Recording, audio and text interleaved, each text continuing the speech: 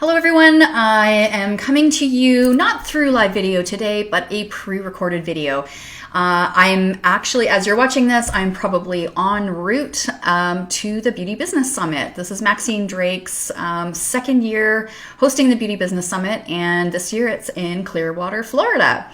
So I wanted to make sure that I am still here providing education and value for you even when I'm not available. So here I am with the recorded video, still showing up for you for some spa business training.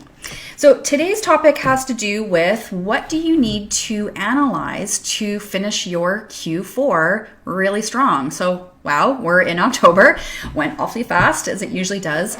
And so, we're kind of in the last kick of the can to see what you can, how you can finish up the year. Now, last year, the beginning of the year, you probably created some goals for yourself. And this is where we want to start kind of playing with some numbers, doing some crunching to see how far we actually are. And once we've determined kind of how much we've got left to go in our goal, then we can actually apply strategy, really specific strategy, kind of 3-4 month strategy to almost do a little bit of a sprint rather than kind of the whole year strategy. All right. So I have four headlines as far as what I want you to be analyzing. The first one is, of course, sales. So I want you to go into whatever your system is, whether it's Booker or whether you're using Square, and look up your year-to-date sales. And you want to have this in total as well as broken down into service and retail.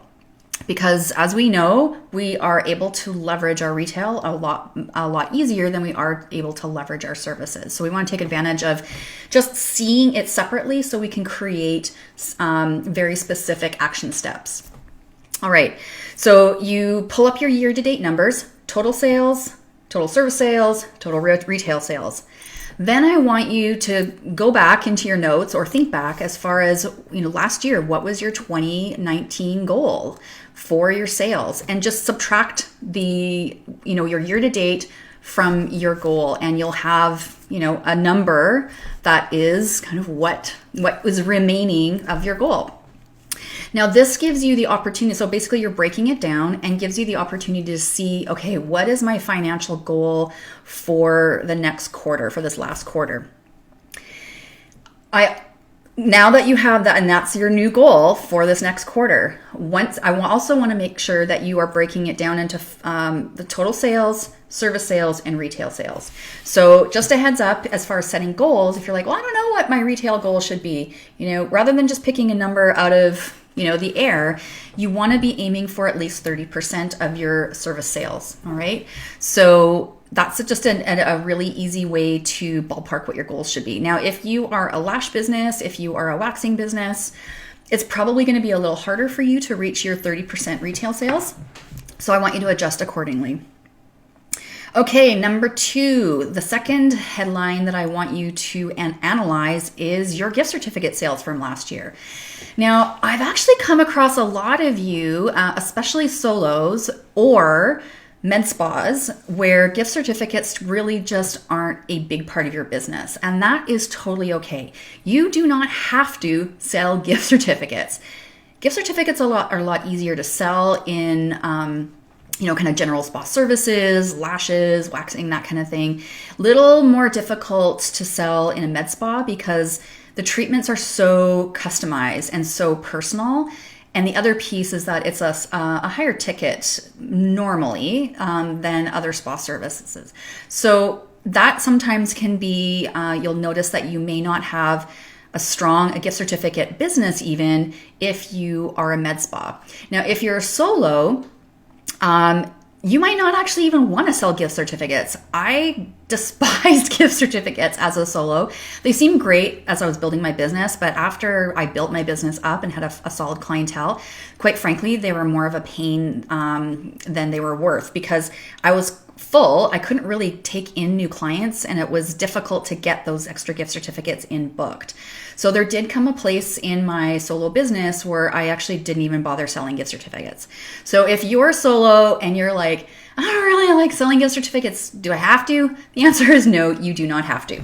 So that is for, that's speaking to businesses that have higher ticket items and solos. If you're a spa, like general kind of service spa, gift certificate sales can be a really great opportunity for you. So let's hop on the bandwagon. What I want you to do for your analysis is take a look at the past few years, if you've been in business for a few years, and take a look at your sales for 2017 and 2018, and just notice what the uptick is. Like, what was the difference?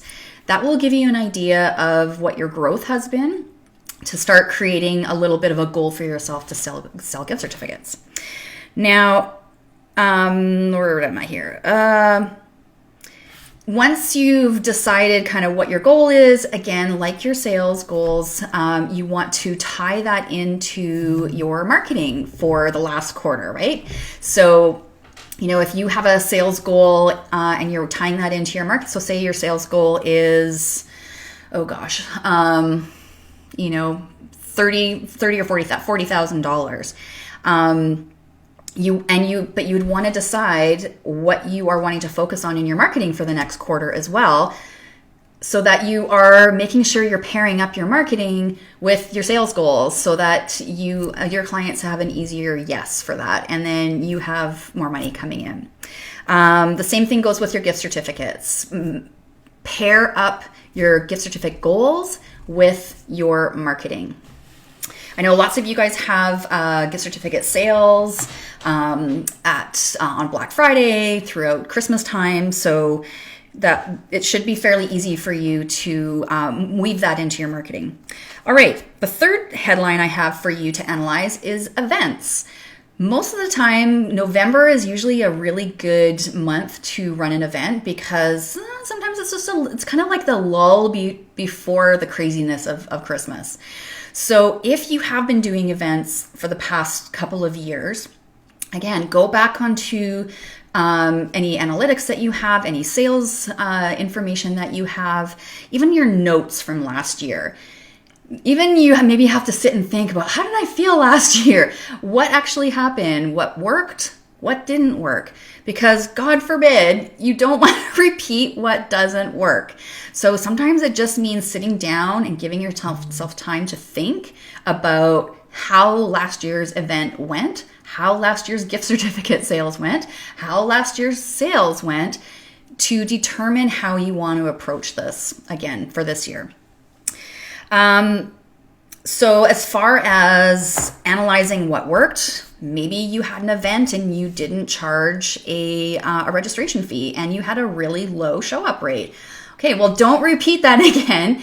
This year, perhaps have tickets for sale, but that they can be redeemed for product purchase or service purchase, a gift certificate purchase at the time of the event. The bottom line here is just don't repeat the same mistakes as last year. And it's really easy just to kind of not dig into what happened in the previous years and repeat the same mistakes. So do yourself a favor and have a little strategy session with yourself for your events, to analysis what happened last year and then strategize what you want to do for this year. All right, the last heading I have for your Q4 analysis is this should not be shocking, is your time, because I talk about time a lot. I talk about time a lot because it's usually the bottleneck for a lot of you. And it's because you think you need to do it all. And then what happens is that you're working on low-level tasks, you're working on stuff that doesn't serve your business, and you feel like you're just like a crazy squirrel running around. Nothing really gets done. So if you are feeling like that, as far as I have no time, I absolutely believe that you need to do a time analysis. I've talked about this in quite a few Facebook Lives in the past few weeks. do a time analysis to see what you're actually spending your time on, because it's going to be a little bit surprising. And it's going to be a place for you to make some decisions with yourself. And as far as, okay, yeah, I'm really good at procrastinating. Yeah, blah, blah, blah. There's time that I could be putting towards working on my business, or maybe just time for your self-care. It's really just a matter of tweaking what is going to be working better for you. There we go. A little pause there. My screen went off. It's really about doing the analysis so that you can determine what works for you and what does not work for you. So if you're feeling like a chicken with your head cut off, your time management is not working for you. And that bottlenecks everything else. So, there's pieces in here as far as time, and December especially. Most of you tend to overbook yourself. Saying yes to too many clients, those people that kind of left things for the last minute, and now their emergency is your emergency. My opinion of that is your lack of planning does not constitute an emergency on my part. So this means that you want to think about where your boundaries are at as far as time and at work. The other thing I want to bring up is after Christmas. Have you booked yourself enough time after Christmas to have a rest? Usually between Christmas and New Year's isn't that busy at the spa, and it's a perfect opportunity for you guys to take a couple of extra days, okay? The December is like breakneck speed, and from last year when you locked the door on the 24th how tired you were, and if you had yourself booked on the 27th, that's not enough time, all right? So consider booking yourself a little bit of extra time. And that's about it. That's what I have for time, is making sure you're not getting stuck in the habit of busy work that actually isn't serving your business, and also really watching your boundaries. And within the topic of boundaries in your time, there's also the topic of honoring your own agreement. It's really easy to be like, yeah, I'm going to time block. I'm going to block off time after December for some rest time. And then, December rolls around and you're overbooking yourself again. Honor your own agreements. And the reason is because you are the business. If you are burnt out and exhausted, how is that sustainable? It's not. So yes, I beat the drum about time, but it's because I see it all the time, really negatively impacting a lot of your businesses. So I'll just keep talking about it until you guys hear me. All right, that is today's, it's not a Facebook Live, but it's a Facebook recording. And look for me on social. I'm going to be sharing Instagram stories and on Facebook here about my time at the Beauty Business Summit. I'm going to take a little bit extra time with my hubby, and we're going to play tourist down in Florida.